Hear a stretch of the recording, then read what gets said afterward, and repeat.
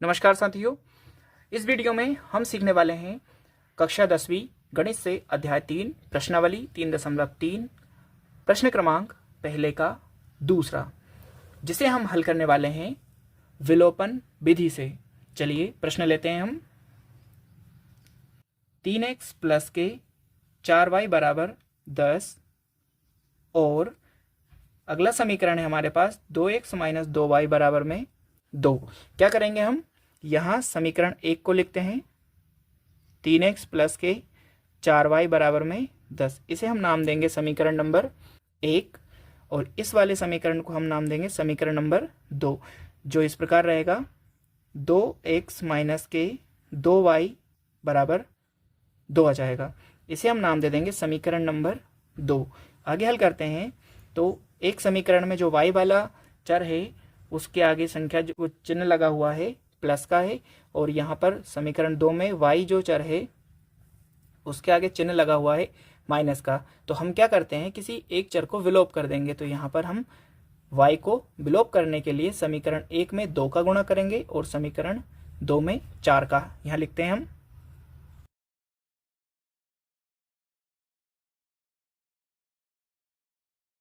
समीकरण 1 में 2 का तथा समीकरण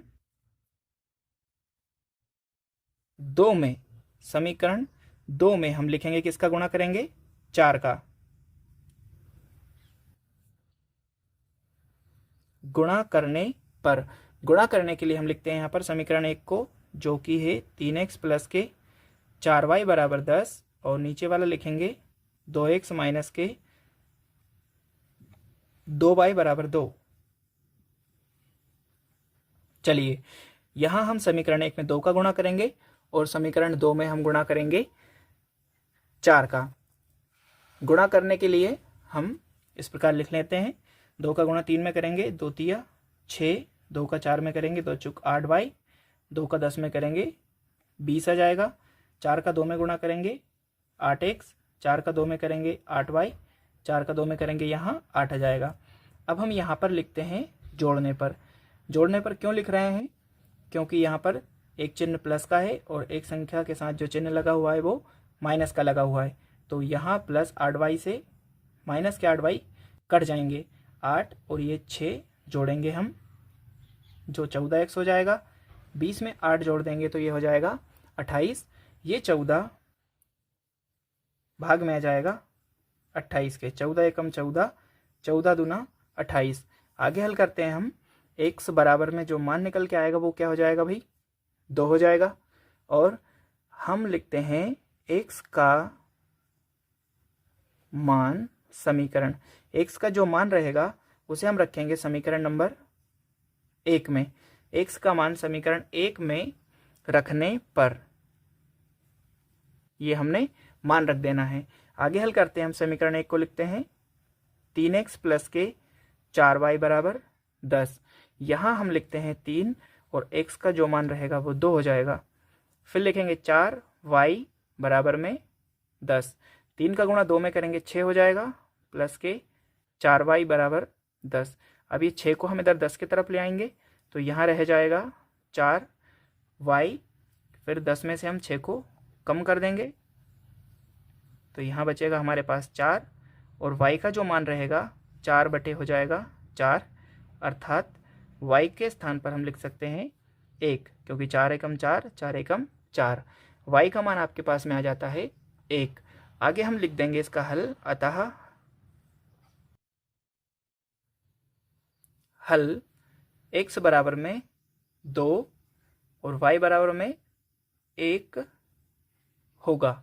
और इस प्रकार से हमारा जो प्रश्न है वो विलोपन विधि से पूरा हुआ। इसी प्रश्न को अब हम प्रतिस्थापन विधि से हल करते हैं। अब हम इसे हल करने वाले हैं प्रतिस्थापन विधि से। इसके लिए हम लिखते हैं 3x प्लस के 4y बराबर 10। इसे हम नाम देंगे समीकरण नंबर 1। फिर हम अगला समीकरण लिखते हैं 2x माइनस के 2y बराबर 2। इसे हम नाम देंगे समीकरण नंबर 2। हम लिखते हैं समीकरण 1 से।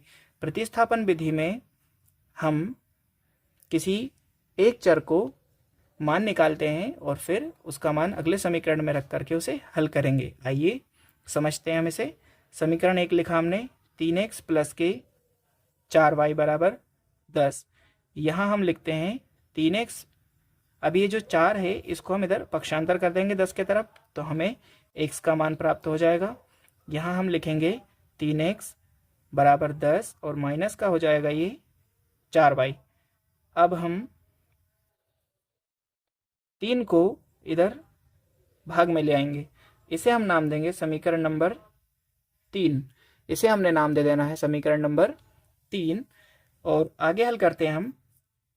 यहाँ लिखेंगे x का मान समीकरण 2 में रखने पर, ये जो मान हमने प्राप्त किया है इसे हम रखेंगे समीकरण नंबर 2 में। समीकरण 2 लिखते हैं हम 2x माइनस 2y बराबर 2। इसको हम लिखेंगे 2x का जो मान है वो है 10 माइनस के 4y बटे लिखेंगे 3 और यहाँ माइनस के 2y बराबर हो जाएगा 2। क्या करना है अब हमें 2 का गुणा 10 के साथ कर देंगे, तो हमारे पास जो समीकरण हो जाएगा वो कुछ इस प्रकार रहेगा 10 दूना 20 और 4 दूना 8y। फिर ये 3 का गुणा हम 2 के साथ करेंगे तो 3 दूना 6y बराबर, फिर 3 का गुणा हम 2 के साथ करेंगे तो ये हो जाएगा 3 दूना 6, 8 और 6 अब आपस में जोड़ देंगे तो माइनस के ये हो जाएगा 14y बराबर 6। ये जो 20 है इसको हम 6 के तरफ पक्षांतर कर देंगे तो 20 माइनस का हो जाएगा, माइनस के 14y बराबर माइनस के 20 में से हम 6 को कम कर देंगे तो माइनस के 14 बचेगा, माइनस से माइनस कट जाएगा। अब हम लिखते हैं y बराबर 14 बटे 14, भाग लगाएंगे 14 एकम 14, 14 एकम 14। इस प्रकार से हम लिख सकते हैं कि जो y का मान रहेगा वो हो जाएगा हमारे पास में 1। फिर हम लिखते हैं यहाँ y का मान समीकरण 1 में रखने पर, समीकरण 1 हम यहाँ से नोट करते हैं जो लिखा हुआ है 3x प्लस के 4y बराबर 10। 3 लिखेंगे हम, x प्लस के 4, y का जो मान है वो है 1 बराबर में आ जाएगा हमारे पास 10। यहाँ लिखेंगे 3x बराबर 10, ये 4 का गुणा 1 के साथ करेंगे तो 4 एकम 4 हो जाएगा, फिर इसको पक्षांतर करेंगे तो 4 माइनस का हो जाएगा। आगे हम लिखते हैं 3x बराबर 10 में से हम 4 कम करेंगे तो ये बचेगा 6, फिर x बराबर में हो जाएगा 6 बटे 3 और फिर लिखेंगे x बराबर में 3 एकम 3 और 3 दूना 6। तो y का जो मान x का जो मान रहेगा वो हो जाएगा 2। फिर से हम लिख सकते हैं अतः हल x बराबर 2 तथा y बराबर 1 होगा। और हमारा ये जो प्रश्न है इस प्रकार से पूरा हुआ।